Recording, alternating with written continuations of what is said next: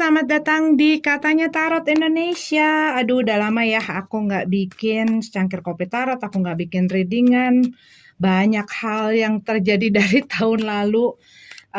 Maaf ya buat kalian yang suka nungguin postingan aku, readingan aku minta maaf sekali, nggak ada kabar berita. Tapi aku hari ini memulai kembali. Minggu ini kita mulai lagi bacaannya dan minggu ini kita mulai dengan secangkir kopi tarot ya. Pertama untuk tahun 2023.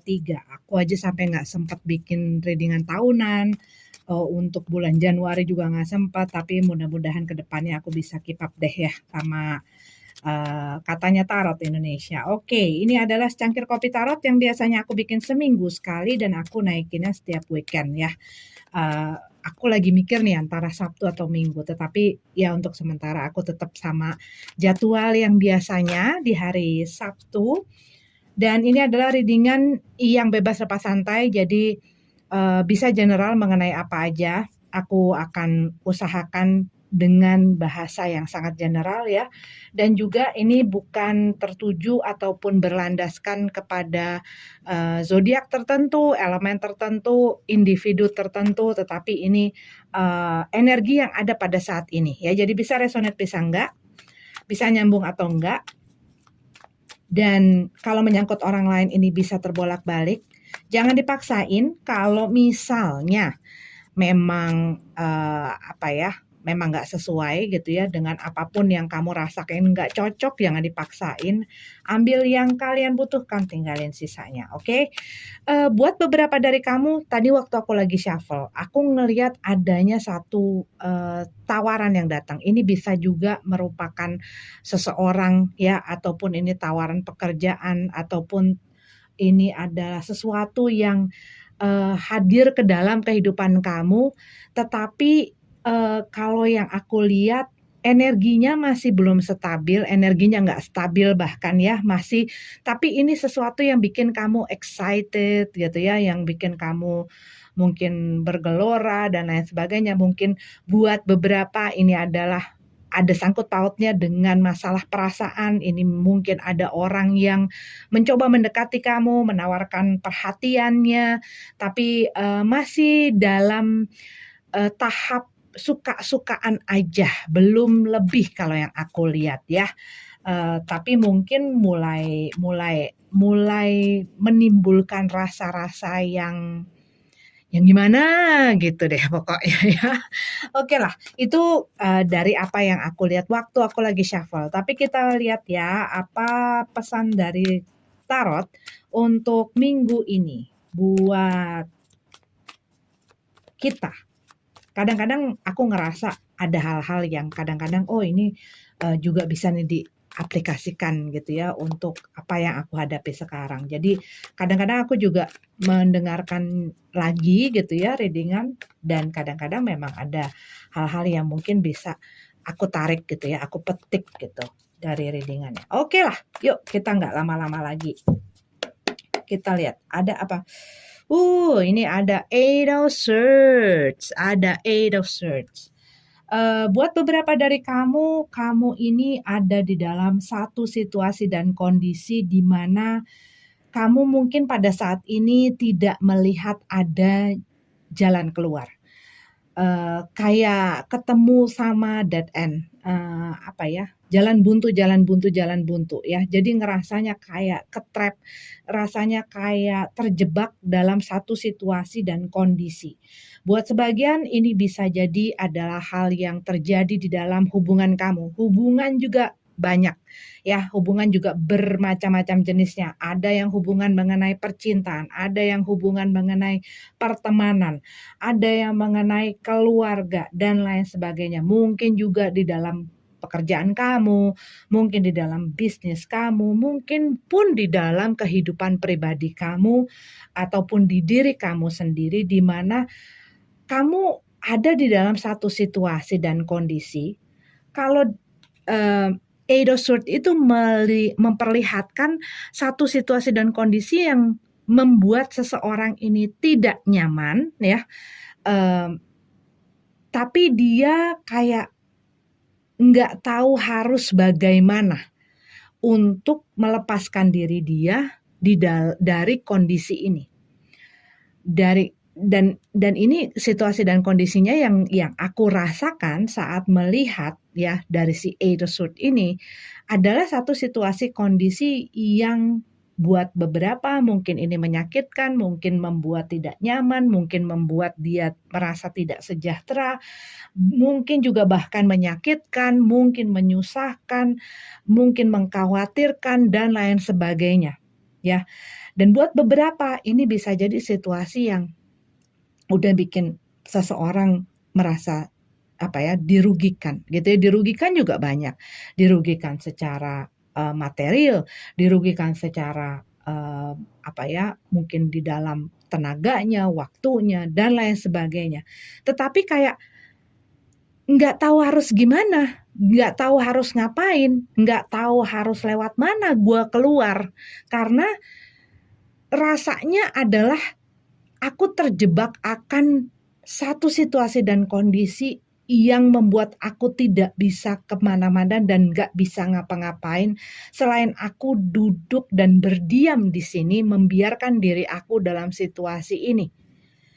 Yang pastinya rasanya ya kayak si orang ini, kalau kamu lihat dari dekat ya, orang ini terikat-ikat ya, rasanya seperti sesak, gak bisa lepas.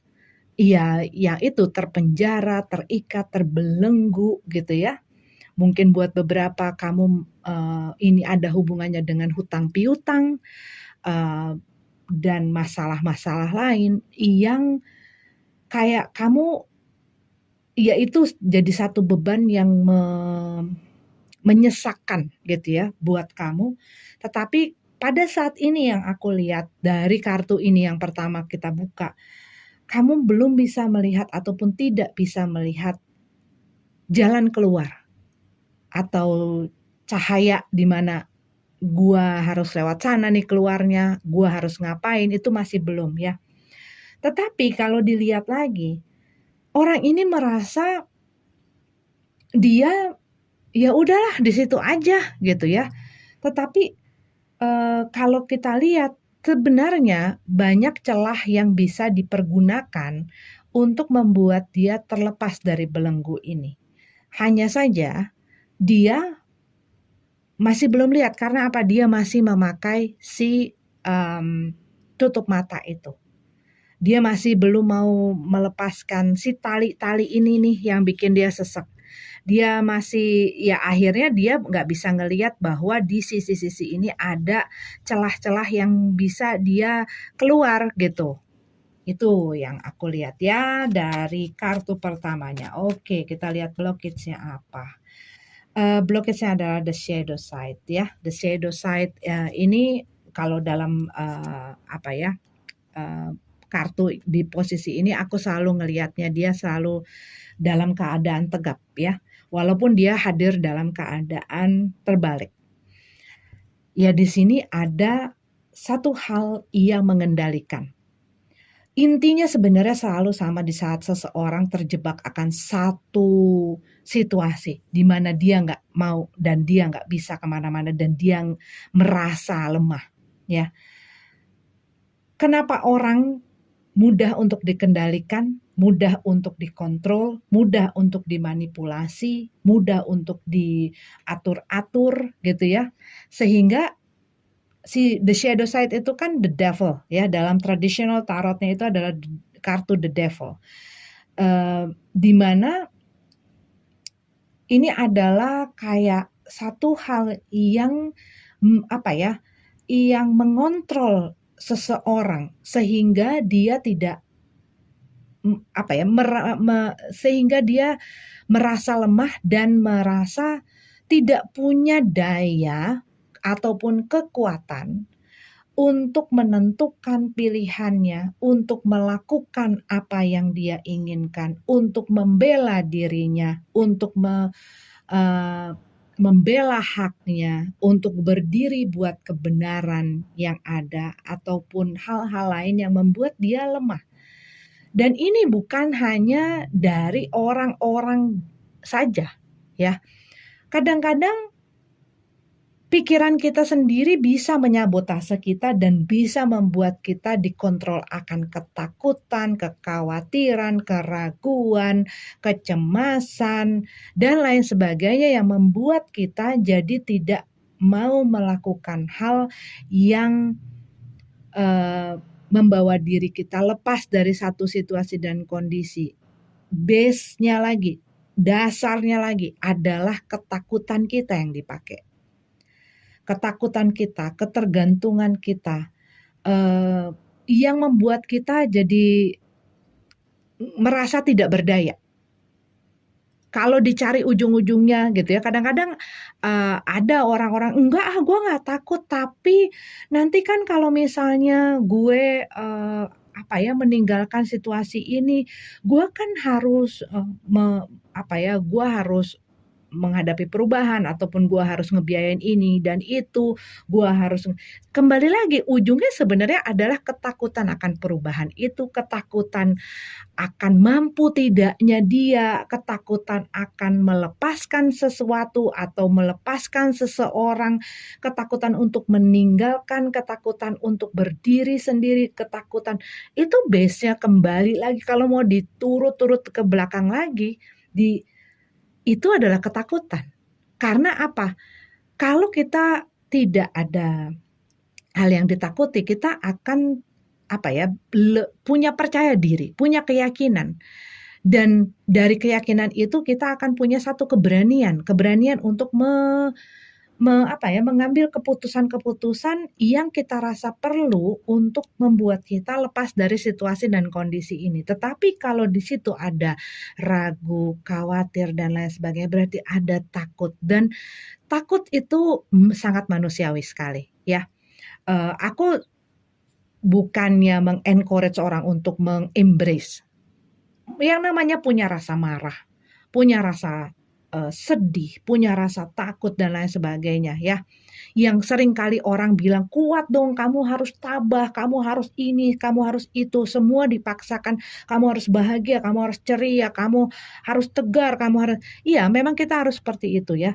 Tetapi kita juga tidak bisa memungkiri bahwa kita ini adalah manusia yang punya berbagai ekspresi emosi, macam-macam jenis emosi, dan kita harus mengerti gitu loh. Kita harus mengerti dan kita harus sadari emosi apa sih yang kita nih lagi rasain, dan kita harus mengenali, oh gue lagi marah, oh gue lagi kesel, oh gue lagi sedih, oh gue lagi kecewa.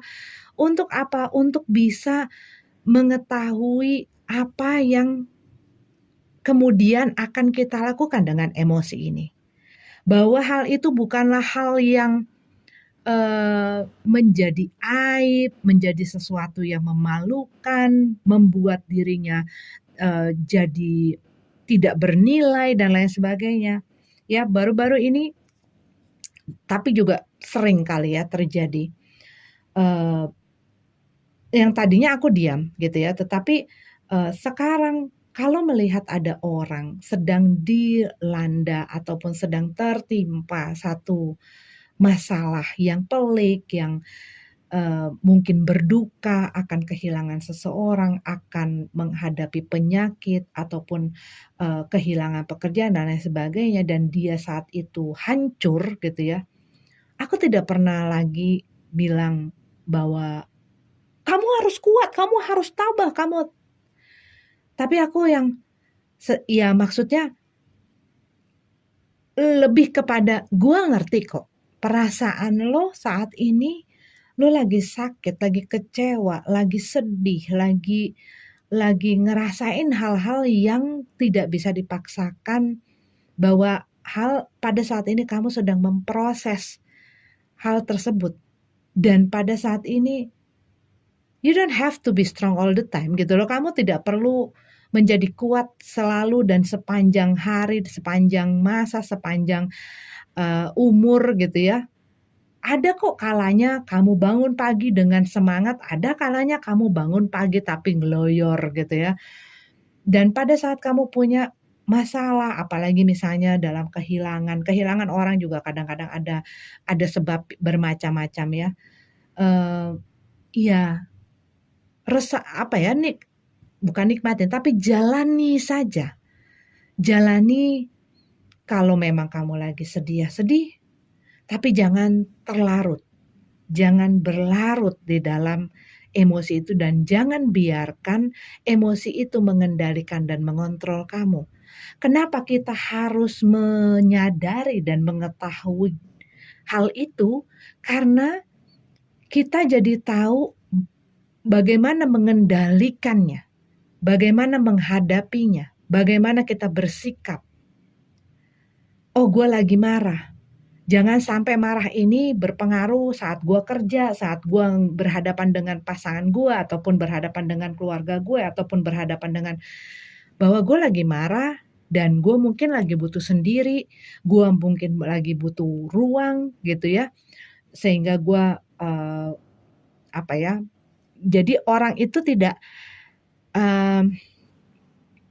dibiasakan memakai topeng gitu loh.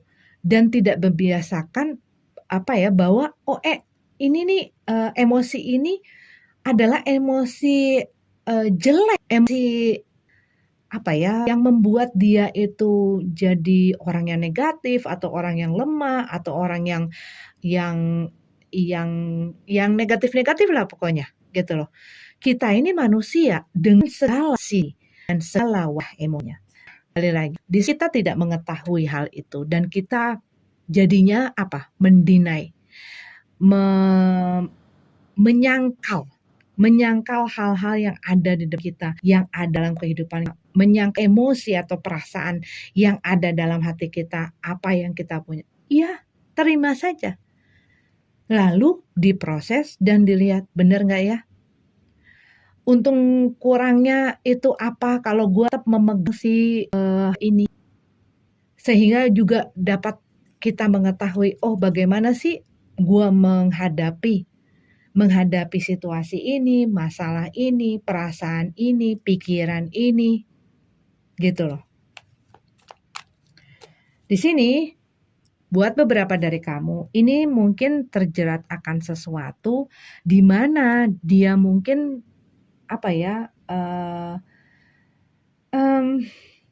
sebenarnya pengen lepas tapi jadi kayak ada konflik gitu loh.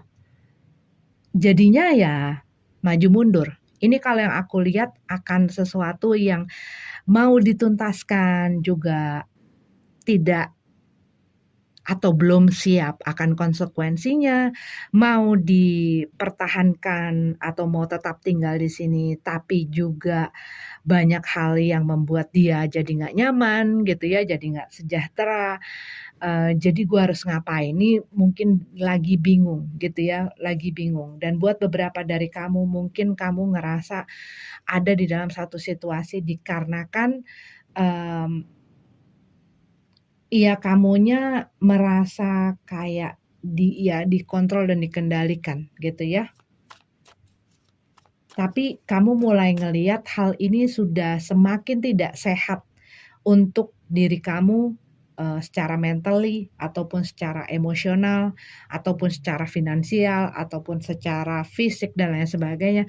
Tapi hal ini sudah mulai membuat kamu terganggu, bahkan sangat terganggu, sehingga kamu tuh sebenarnya sudah aware gitu loh, sudah sadar bahwa kamu ada di dalam satu situasi yang toksik gitu dan kamu ingin lepas, tapi kamu kayak belum melihat jalan keluarnya ya.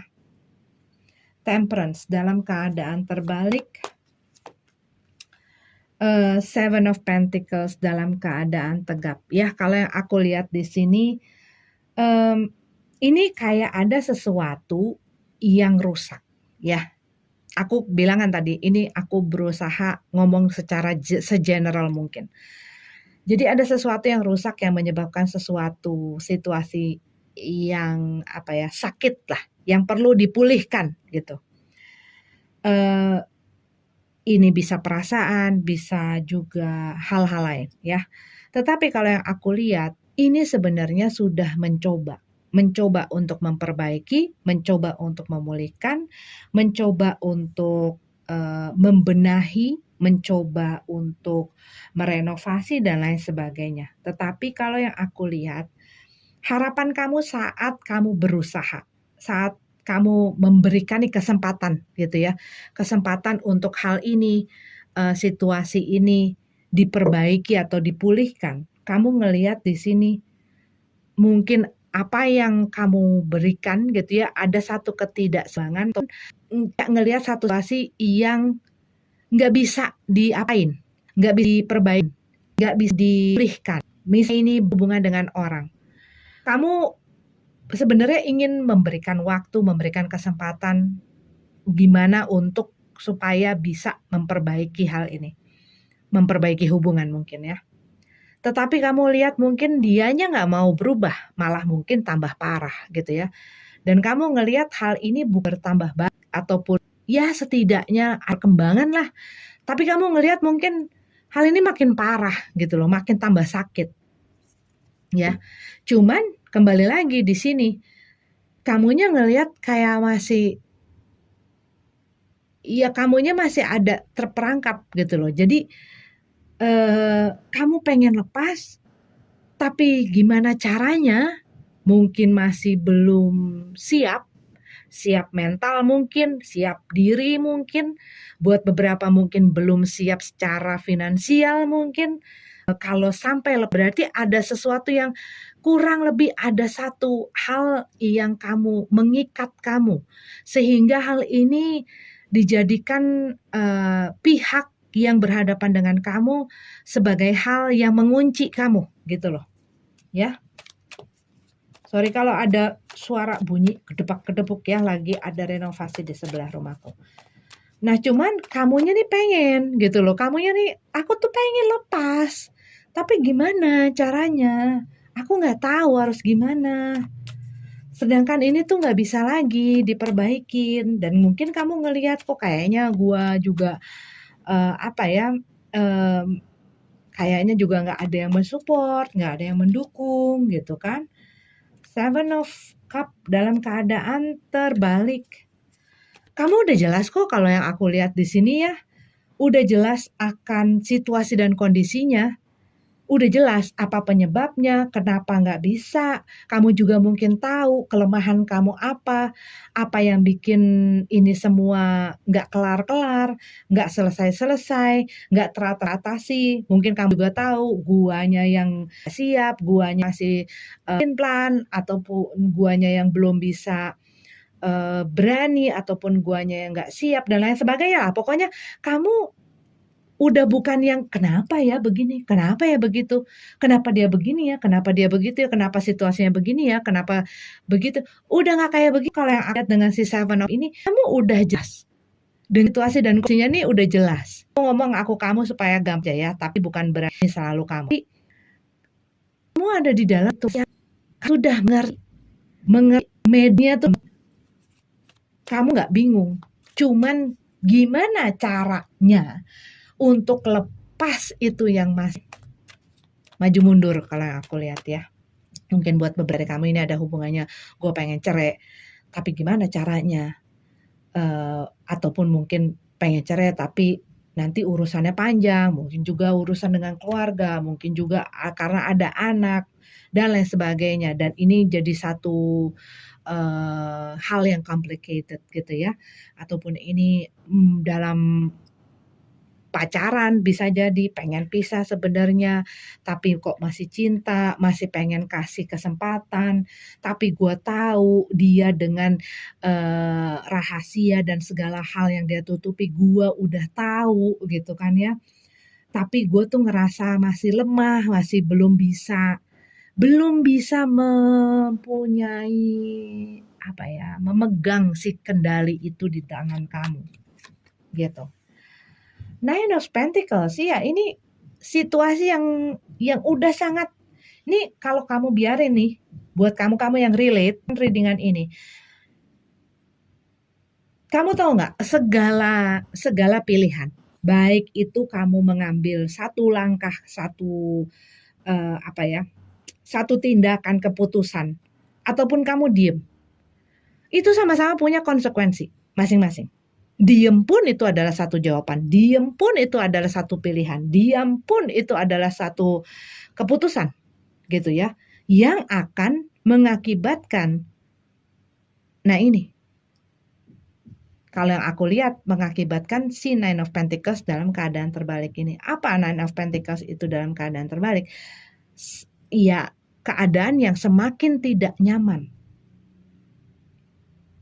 Yang tadinya mungkin kadarnya masih 30, akhirnya jadi 60, akhirnya jadi 70. Karena apa? Kadang-kadang orang ngerasa ya, aduh gue nih ada di lingkungan ini bersama dengan orang ini, ada dalam kerjaan ini dan lain sebagainya.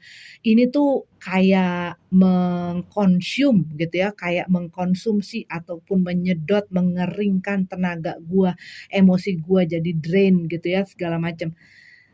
Padahal kita yang ngasih sedotannya. Ibaratnya kita ini air di dalam gelas gitu ya, air di dalam gelas gitu ya. Kita ngerasa kita tuh dikeringin terus gitu loh,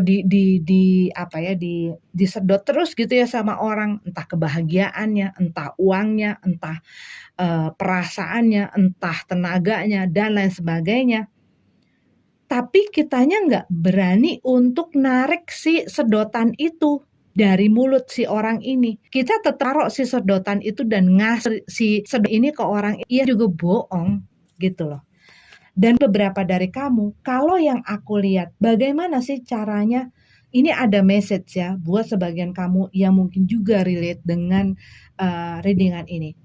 Bagaimana sih caranya untuk lepas dari situasi dan kondisi kamu? Ini yang aku lihat adalah belajar mandiri. Ini pesannya kalau yang aku lihat, karena di sini kita the shadow side dalam keadaan di sini adalah Nine Pentacles dalam keadaan terbalik. Ini adalah menceritakan mengenai seseorang yang sangat tergantung. Bukan hanya masalah finansial loh, ini aku ngomong ya. Bukan uang-uang aja dan lain sebagainya. Tetapi di sini yang aku lihat, belajarlah untuk bisa berdiri di kaki kamu sendiri dan tidak selalu bersandar ataupun nyantol ataupun bergantung kepada orang lain. Termasuk di dalam masalah-masalah kamu. Mungkin buat beberapa dari kamu, aduh aku nggak bisa kayak gini nih, kalau misalnya aku minta dong kamu gimana sih caranya supaya solusi dari kamu, pikiran kamu gimana, jalan keluarnya gimana, karena aku nggak tahu harus bagaimana. Itu satu ketergantungan. Ketergantungan terhadap orang lain untuk menentukan jawaban dari masalah kamu. Ketergantungan dalam masalah finansial bisa. Ketergantungan misalnya selalu mau ngelakuin apa tuh harus bersama orang lain, harus bersama pasangannya, harus bersama siapapun itulah gitu ya. Dimana di sini kamu belajar untuk melakukan sesuatu untuk diri kamu tanpa harus selalu bertanya dan membiarkan orang lain terus menentukan, memutuskan untuk kamu. Kalau kita selalu bertanya terus, tergantung terus, tidak percaya kepada kemampuan diri, tidak percaya akan pikiran kita, tidak percaya akan diri sendiri, tidak percaya akan apa yang kita lakukan, yang ada kita akan selalu ragu-ragu, yang ada selalu orang lain yang akan mengatur jalan dan langkah kamu, harus kemana, harus bagaimana, harus ngapain, harus bilang iya, harus bilang enggak, harus taat, harus turut, harus segala macam. Akhirnya kita yang disetir terus nih masalahnya. Kapan kamu mau belajar untuk percaya akan diri kamu, bahwa kamu mampu, bahwa kamu bisa, bahwa kamu sanggup untuk berdiri dan melakukan apa yang memang terbaik. Nggak mungkin kita mengharapkan yang terbaik untuk diri kita di saat kita terus nyantol dan bersandar dan bergantung kepada orang lain. Di sini kalau aku lihat adalah selama kitanya tidak bisa berdiri di kaki kita sendiri ataupun kita tidak bisa mandiri lah. Artinya tuh mandiri. Dalam segi apa-apa ya, itu silahkan disesuaikan. Tetapi saat orang selalu mengandalkan orang lain, merasa orang lain lebih kuat, lebih pantas, lebih itu kita ngasih itu kontrol dan kendali itu kepada si orang lain itu, dan kita nggak pernah punya kepercayaan pada diri kita sendiri bahwa kita ini mampu. Kalau ini masalah misalnya uang dan lain sebagainya membuat kamu dikontrol dan dikendalikan, mungkin ini adalah ya mungkin buat sebagian kamu masih bergantung kepada orang lain, ataupun kamu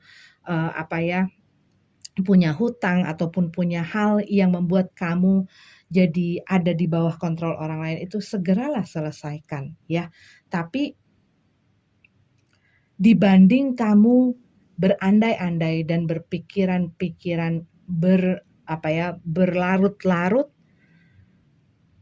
kamu sudah tahu tentang apa yang terjadi, segera lakukan satu langkah dan tindakan untuk memutuskan dan membebaskan diri kamu dari ketergantungan ini. Mengencourage diri kamu untuk bisa dan percaya kepada diri kamu bahwa kamu bisa keluar dari situasi ini. Ya. Oke? Oke lah, ini adalah readingan untuk secangkir kopi tarot minggu ini. Semoga ada yang berguna, bermanfaat. Kalau tidak, jadikan saja sebagai hiburan. Kita ketemu lagi di readingan selanjutnya. Namaste.